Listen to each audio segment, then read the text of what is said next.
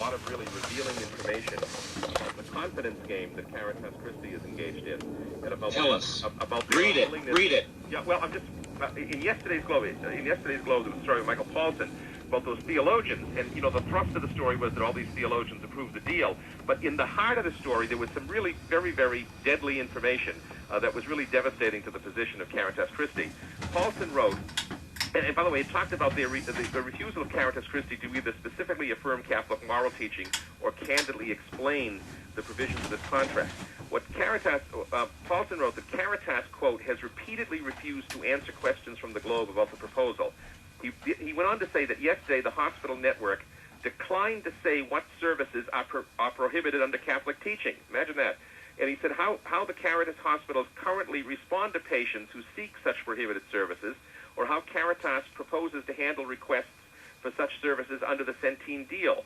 And then Paulson went on to say that what we've been saying all along, Father, that the state contract requires that the venture provide coverage for abortion. And then Michael Paulson also wrote on the Globe website that we've repeatedly attempted to get Caritas to explain how the arrangement will work. And he said that Caritas, which has at least 2 communication people in-house, and a crises public relations consultant, too, has thus far refused to offer any explanation, not only of the proposal, but of the current practice regarding morally objectionable procedures, of the current practice at the Chain 6 hospital. So this is really a startling indictment from a very unexpected source, confirming our worst position. Father, everything we need to know about the Caritas Centene Corporation partnership and its deal with Commonwealth Care was really apparent in yesterday morning's Globe.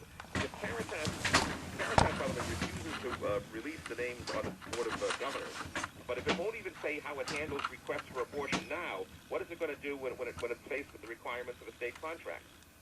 And Father, if Caritas actually intended to accept tax dollars while avoiding or evading state demands for abortion coverage, every voice on the political left would be raised against it in the media, in the legislature, among all the advocacy groups, NARAL, Planned Parenthood, but we've heard nothing but silence from the usual enemies of the church.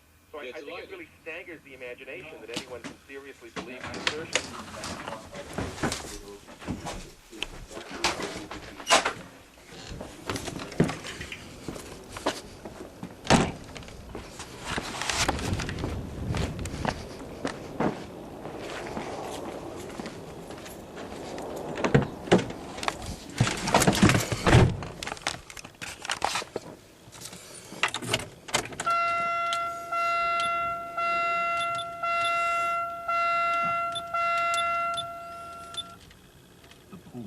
I'm going to tell you, we're out every Saturday with the poor. Is the Archbishop out with the poor? We're out feeding them, clothing them. Is the Archbishop doing that? We're out praying with them, hearing their confessions. Is the Archbishop doing that?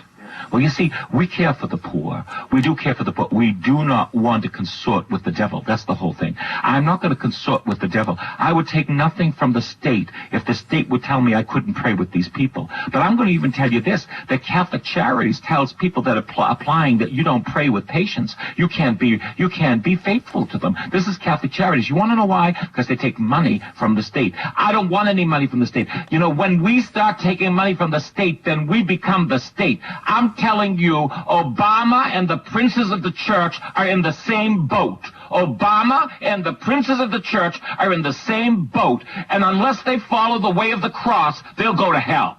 I don't care who they are, to the people, and because you have a theological construct in your head. I'm going to tell you, the princes of the church will burn in hell because, this is what one of the church fathers said. He said that the road to hell is paved with the heads of bishops and priests. I'm a priest. You want to know what? I take that very seriously. That's John Chrysostom. John Chrysostom. By the way, Father, it's even worse in today's Globe. I don't know if you heard about the story in today's Globe. And apparently the Caritas Centene partnership has now issued a statement saying how it's going to work in the case of people who want abortions, because again, abortion coverage is required by this contract. And I'm going to quote from this now from their own statement, if I can, for a second, Father. It says, quote, if a provider does not perform certain medical services, that provider directs patients back to the health plan. And our health plans have local staff and 1-800 numbers available 24/7 for access to information of all services. And he said all of these services are readily available online, and in printed material. So in other words, instead of making one phone call to an abortion clinic, you're going to have to make 2 phone calls for the abortion clinic. But it does mean Caritas, it confirms what we've always said and which the Archdiocese has denied, that the Caritas will be doing abortion referrals. Instead of a direct referral, it's going to be a 2-step referral. They're going to refer them back to the health plan, and then the health plan will direct them to the abortuary. By the way, the health plan is Caritas itself, because it's the partnership of Caritas and Centene. So the health plan is a partnership in which Caritas is one of 2 principals. So Caritas is going to direct the patients back to Caritas, and then the Caritas-Centene partnership will direct them to the abortion clinic.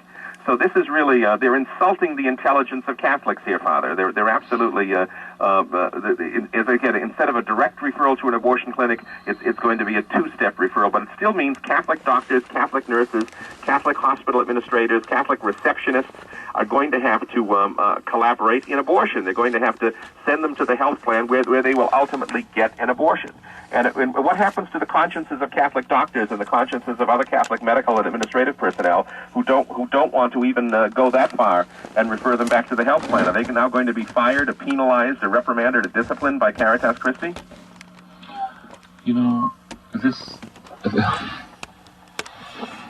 the church is the world. That's what it is. The church has become the world. St. Paul says, you do not join light with darkness, Christ with Belial, or Belial, the devil.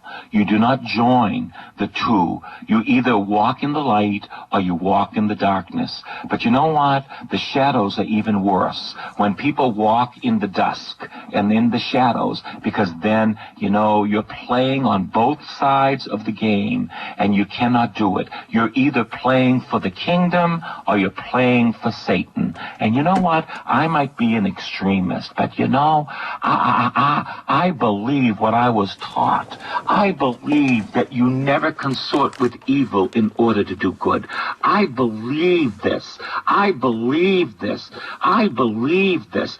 This is what I was taught. You never consort with evil in order to do good. And here we have it in the globe that we will make referrals to this health plan, which will do abortions, sterilization, birth control. And I've told you before already, they have referred people at St. Elizabeth's Hospital for abortions. My friend, years ago, 5 or 6 years ago, had a beautiful hard pregnancy. It was a very difficult pregnancy.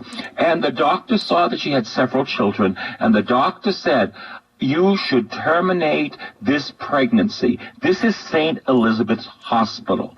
She dumped the doctor. Yes, it was a very difficult pregnancy.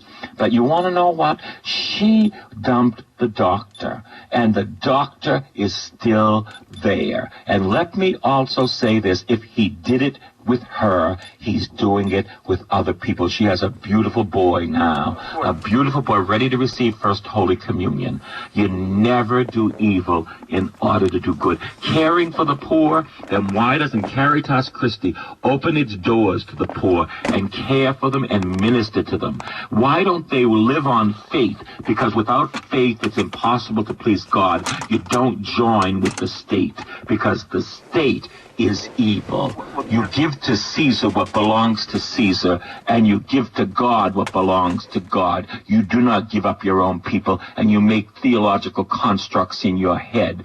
That's what Jesus, my Lord, my Savior, talked against when he spoke with the Pharisees. That's right, Father. But there's also an issue here of mendacity, of deception in high places in the church. You recall last week, many of us said in both MCFL and the Catholic Action League and other places, you on the air also, said that this contract would involve Caritas with abortion referral.